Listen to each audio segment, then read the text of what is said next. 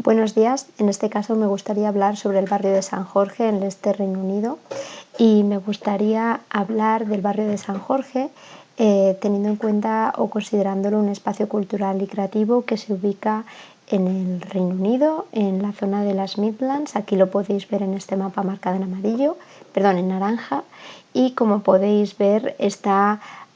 muy cerca o relativamente cerca de Birmingham, que es el puntito marcado en amarillo, y a unas 2 horas en transporte público en Reserve Bay Area de Londres.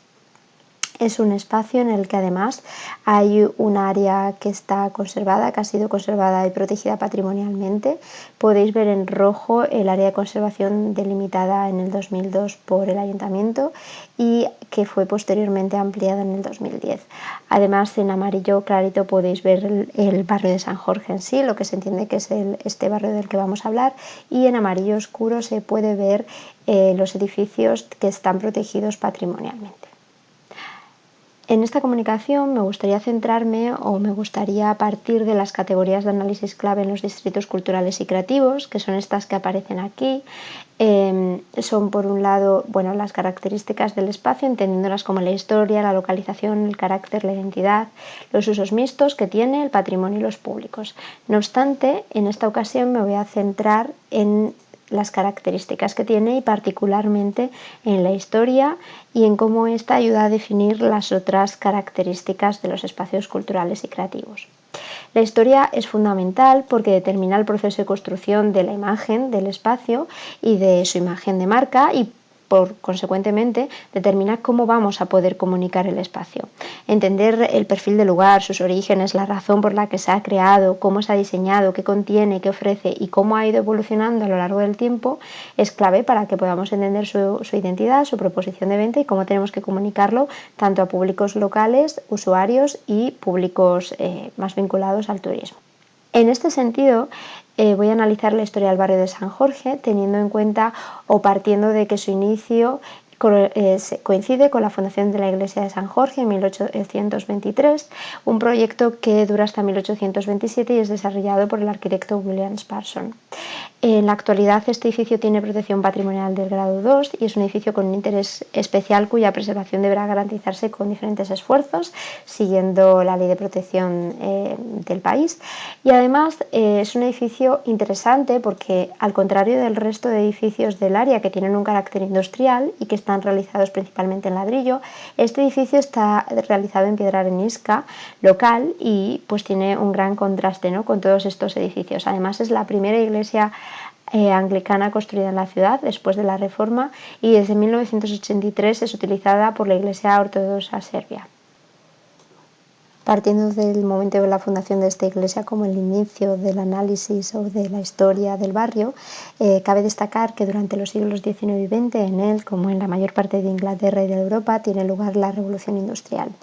La revolución industrial en Leicester destaca por la industria del calzado, porque es la industria del calzado la que se instala en el área y entre 1861 y 1911 hace que la población pase de ser de 68.000 a 227.000 habitantes. En este gráfico de aquí tenéis cómo evolucionó considerablemente en esos pocos años la población. Además, entre 1853 y 1867 el número de fábricas de calzado en Leicester pasó de ser de 4 a 7 y en 1870 ya había 117 fábricas y en 1914 más de 450. Además, la expansión industrial del área contó con el desarrollo de los medios de transporte, de infraestructuras de comunicación en la ciudad, se unió a través del Grand Union Canal la ciudad con Londres y con Birmingham y además el ferrocarril en 1832 unió la ciudad. Llegó a Leicester y en el 40 unió la ciudad con la red nacional, contando desde 1860 con un enlace directo entre Londres y Leicester. Al final Leicester se acabó convirtiendo en la ciudad, en mayúsculas, que es encargada de vestir no solo al Reino Unido, sino a todo el mundo, como así lo constatan los carteles de la época como el que tenemos en pantalla. Además, esta industria textil hace que las características o que la ciudad tenga unas características muy alejadas de lo que podemos considerar tradicionalmente una ciudad industrial. De hecho, en 1909 se hablaba de Leicester de la siguiente manera. Se decía que era difícil pensar en Leicester como una ciudad de considerable importancia industrial, pues posee una atmósfera clara y es una ciudad soleada con calles anchas, edificios de ladrillo limpio y rodeada de árboles verdes. Las fábricas de botas y calcetería parecen emitir poco o nada de humo, ¿no? Entonces, digamos que era una visión de una ciudad industrial bastante alejada de la imagen que normalmente asociamos a las ciudades industriales. Además, la industrialización en Leicester y que esta industrialización se vinculara a la industria textil tuvo dos grandes consecuencias a nivel social. En primer lugar, se atrajo al área grandes flujos de emigración de población. Al final, muchas de las personas viviendo en núcleos colindantes, tanto urbanos como rurales, acabaron moviéndose a Leicester y trabajando allí, viviendo allí consecuentemente, y esto hizo de la ciudad uno de los entornos urbanos más diversos, abiertos y tolerantes del Reino Unido, una cualidad que se conserva actualmente.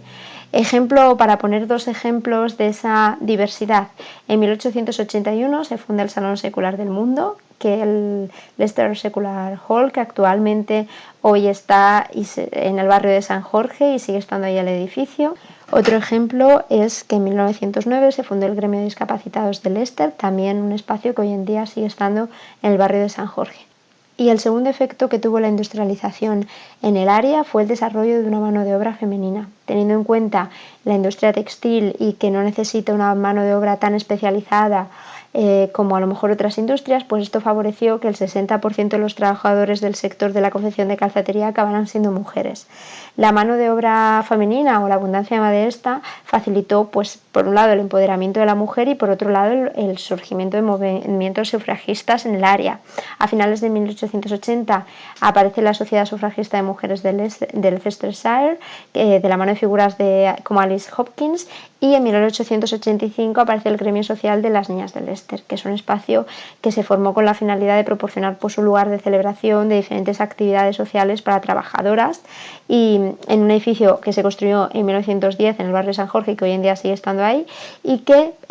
pues es un espacio que se pone a disposición de las trabajadoras como un comedor, una biblioteca, un centro de juegos donde se ofrecen actividades como canto, gimnasia, costura, teatro, y especialmente dedicadas y enfocadas al público femenino. Además,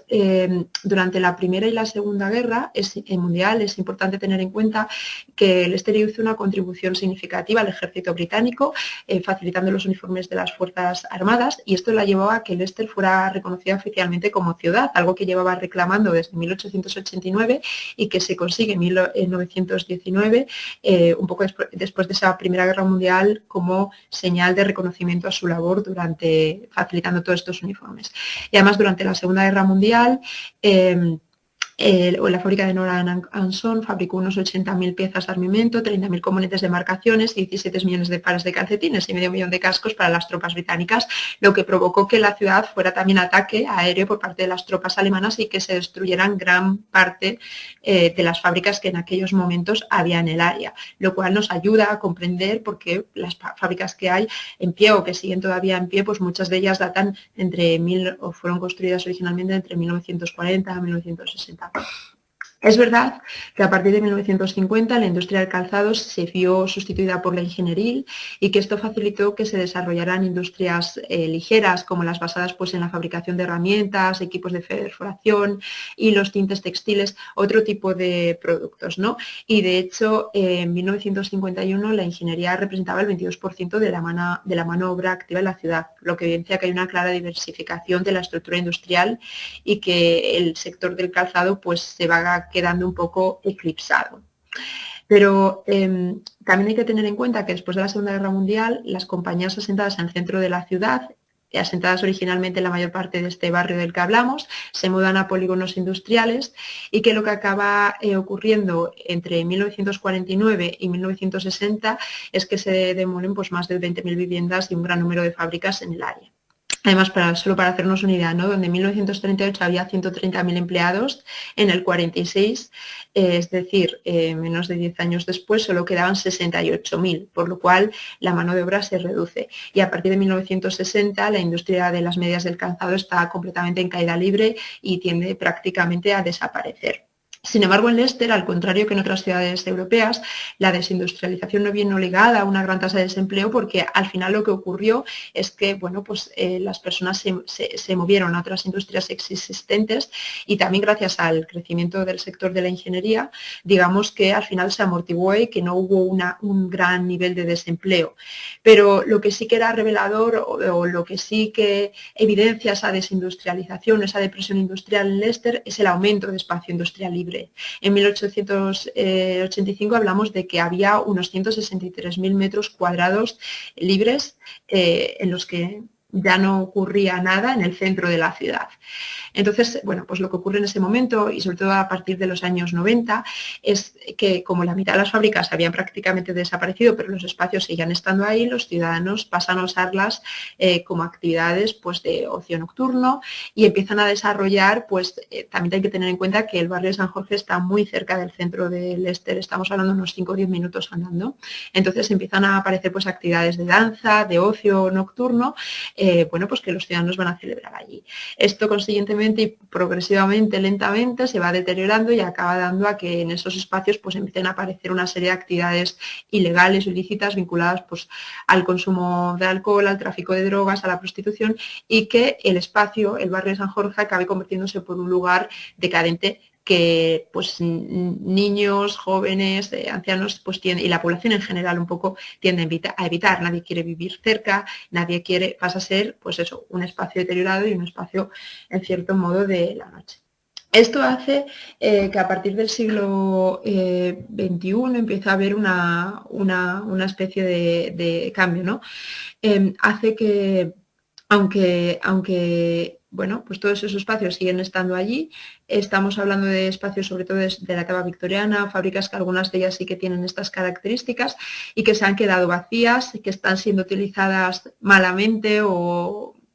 de manera un poco extraña, y que el ayuntamiento diga, vale, aquí tenemos que hacer algo, tenemos que intentar que este espacio, pues que combina viviendas de baja calidad, grandes fábricas y almacenes, pase a brillar, o de alguna manera tenemos también que protegerlo, porque tampoco podemos dejar que el espacio o las fábricas acaben en un estado ruinoso. Es por eso que en el 2001 el ayuntamiento de Leicester, junto con un estudio de arquitectos, Alsop Architects, decide configurar el Leicester Regeneration Company Plan, en el que se establece formalmente el concepto y la ubicación de un espacio cultural y creativo en el barrio de San Jorge, y pues en aquel momento se le da el nombre de Leicester Cultural Quarter. Los nombres que se le van dando al barrio de San Jorge a partir de entonces, desde 2001 hasta 2022, son prácticamente, vienen ligados al cambio de gobierno que hay, pues, cada 4 años, o a cada elección, o a cada partido que entra nuevo en el gobierno, por lo cual la nomenclatura del espacio acaba siendo bastante confusa. Y bueno, hoy en día se le conoce como el St. George Cultural Quarter, y al final es la manera como más apropiada de denominarlo, porque todos los demás son como nombres de marca que se han dado, pero un poco, pues eso, intentando crear una imagen en torno al espacio, pero que en función de quién esté en el poder, pues va variando. A partir de marzo de 2002, el Ayuntamiento de Leicester además hace un borrador de plan de regeneración y planificación para la ciudad, en la que se incluye un reconocimiento al patrimonio victoriano, y en julio de 2003 se hace una evaluación del carácter del área de conservación del barrio de San Jorge, y se adquiere el compromiso público de revitalizar el barrio como el nuevo barrio cultural de la ciudad, incrementando los metros cuadrados de suelo disponibles para industrias creativas y culturales. Digamos que en este plan además hay como 3 ideas clave. Por un lado, convertir la antigua estación de autobuses situada en el número 31 de la calle Rutland, que es en un espacio incubadora, que es lo que hoy en día se conoce como el LCB de POT. Por otro lado, diseñar un nuevo teatro desarrollado por el arquitecto Rafael Viñoli, que fue inaugurado en 2008, The Cure, y un proyecto que, bueno, inicialmente tenía un presupuesto, pero que finalmente ese presupuesto se acaba triplicando, por lo cual acaba siendo un proyecto criticado a nivel social en lo que es la ciudadanía de Leicester, y en 2009 además se conforma o se añade a este plan original el hecho de desarrollar un espacio más vinculado a medios digitales y cultura, que sea el Phoenix Square, que actualmente es el Centro Digitales Phoenix. Entonces, bueno, aquí tenéis la antigua estación del LCT, que hoy acaba siendo el LCB de POT, y como podéis ver se transforma la fachada principal, en aquel momento más con tintes blancos, pero que hoy en día se recubre de ladrillo visto para asemejar este espacio al resto de las fábricas que había alrededor. Este es el Cure, el teatro del que os hablaba, que es desarrollado por Rafael Viñol y por lo que os decía, ¿no? Un ejemplo bastante criticado y que inicialmente incluso genera mucho rechazo de toda el área dentro de los ciudadanos de Leicester por el gran coste que ha tenido, el gran coste público que ha tenido, y el Phoenix, que es este centro de artes digitales en el que además también hay viviendas y bueno, pues industrias creativas que desarrollan su actividad en él. Además,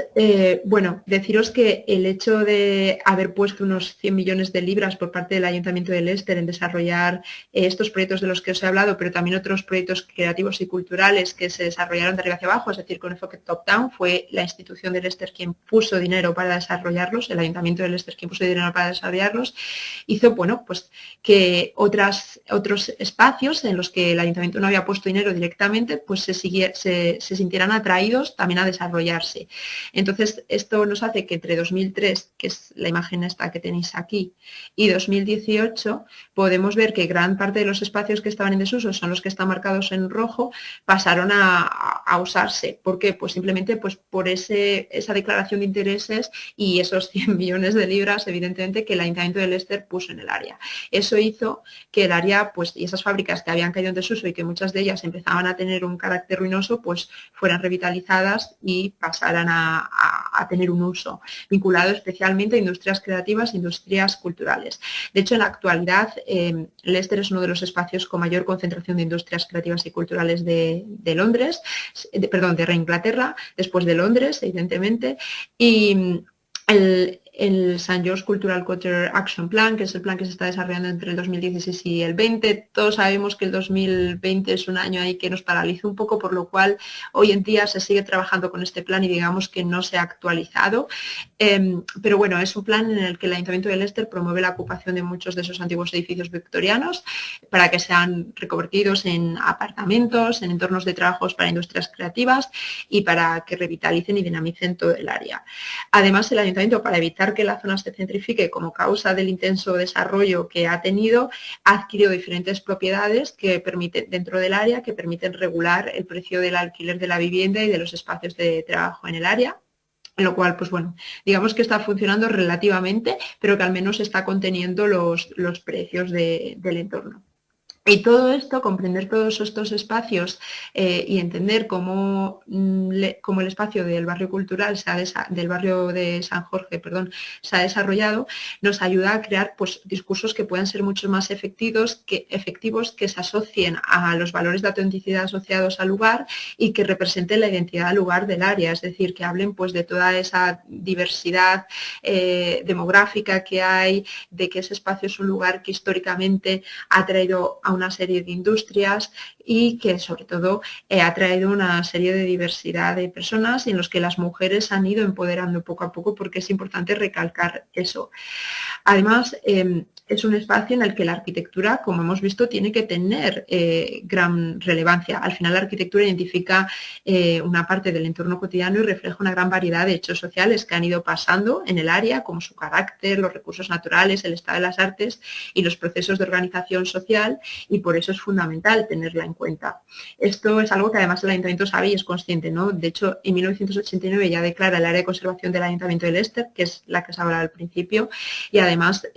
esta área integra una serie de edificios protegidos patrimonialmente, como la iglesia de San Jorge, el edificio de Alexandra House, el Cine Odeón, que hoy es el Acina, bueno, una serie de edificios que siguen estando protegidos. También integra una serie de edificios que, digamos, contribuyen al carácter del área de conservación, que tiene un nivel de protección más bajo, pero que siguen siendo relevantes, como el LCB de POT, que es la antigua estación de autobuses que veíamos hace un momento. Identifica una serie de edificios y de espacios que tienen un efecto negativo para la conservación y que digamos que deberían de ser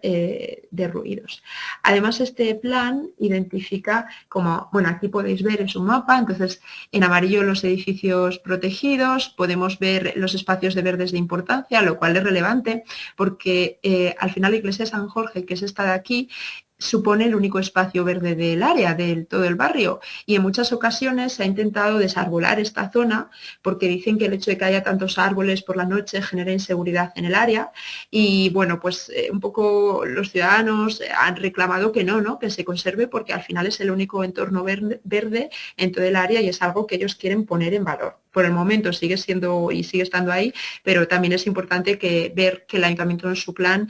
o en su plan de conservación lo declara como espacio verde de importancia y luego, bueno, pues hay una serie de espacios que tienen un aspecto negativo en el carácter de la ciudad, que son sobre todo estos de aquí, que hoy en día pues ya han sido reconstruidos y remodelados de manera que no se incluirían aquí. Recordemos que esto es del 2010 y han pasado 12 años, pero bueno, digamos que es la última actualización que ellos hacen. Y hablando de los espacios verdes,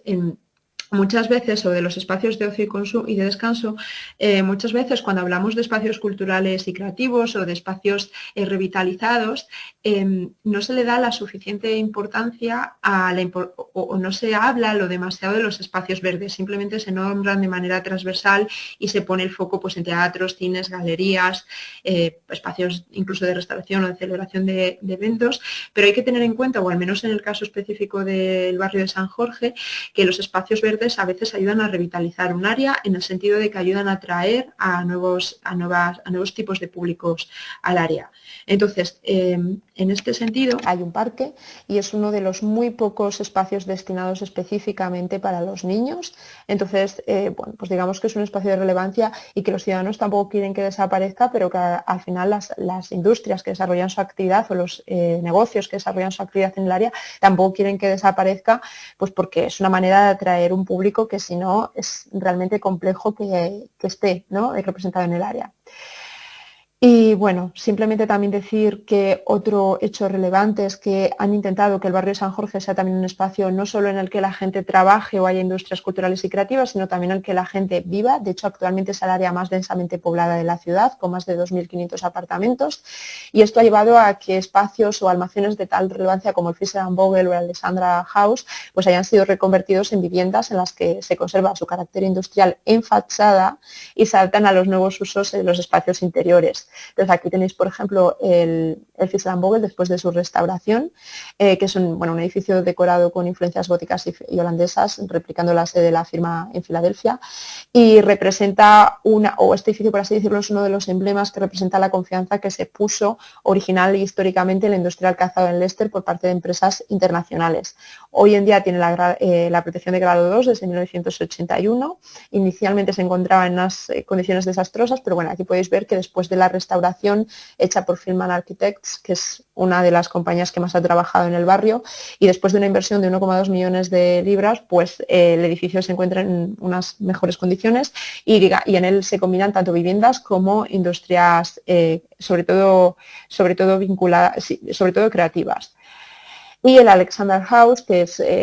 hoy en día se restauró en el 2005 y fue convertido en 175 apartamentos y espacios también de alquileres cortos, ¿no? De hecho, se oferta en Booking. Y fue diseñado por Edward Burgess en 1898. Fue encargado por Fresh Brothers, que era uno de los mayores fabricantes y exportadores de zapatos y cordones para botas del mundo, y albergaba en aquel momento a más de 2.000 trabajadores. Hoy en día es uno de los edificios con más elementos decorativos del área y ha sido catalogado como el mejor almacén de Leicester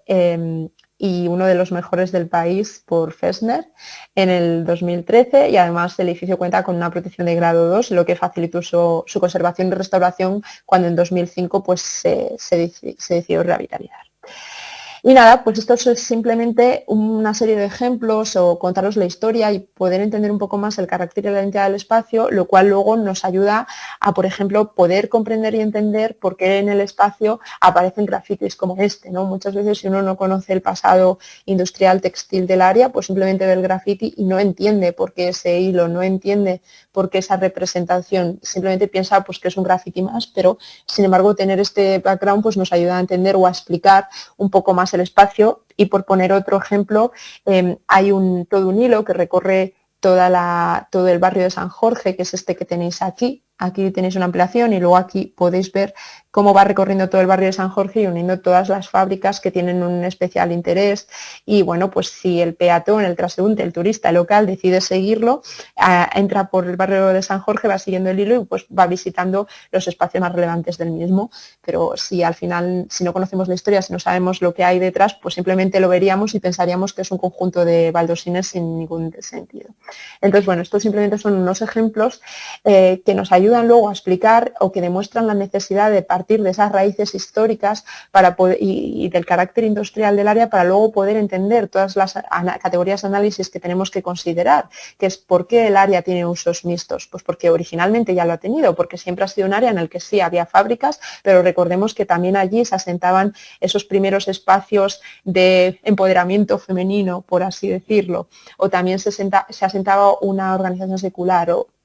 tener en cuenta eso, que siempre ha ocurrido y que siempre ha habido unos actores primarios, originalmente fábricas, pero había unos secundarios que desarrollaban su actividad en torno al barrio y hacían que éste siguiera adelante, ¿no? Lo mismo ocurre en la actualidad. Hoy en día hay industrias creativas y culturales, pero también una serie de espacios secundarios como restauración, espacios verdes, que hacen que el espacio tenga sentido y que se atraigan diferentes públicos a la zona. El patrimonio, tener en cuenta que es tangible y también intangible, que no solo nos importan esas fábricas, sino también las historias que ocurrieron en ellas, y los públicos pues que son diferentes y pueden ser usuarios locales y turistas y todos los tenemos que tener en cuenta. Pero bueno, esto sería fundamental, ¿no? O sea, es fundamental considerar todo esto para poder favorecer el desarrollo sostenible del área. En el momento en el que nos empezamos a dejar algo fuera, y creo que el esquema puede ser ampliable, antes que cortar o reducir alguna de estas características o claves, habría que incorporar más para que el espacio sea completamente sostenible, pero lo que sí que está claro es que en el momento en el que nos dejamos algo de esto, nos encontramos con un espacio que no va a tener desarrollo o va a acabar por morir o perder su esencia vinculada a la cultura y la creatividad. Así que bueno, muchas gracias por su atención, estoy pendiente si tienen alguna duda y nada, concluyo aquí.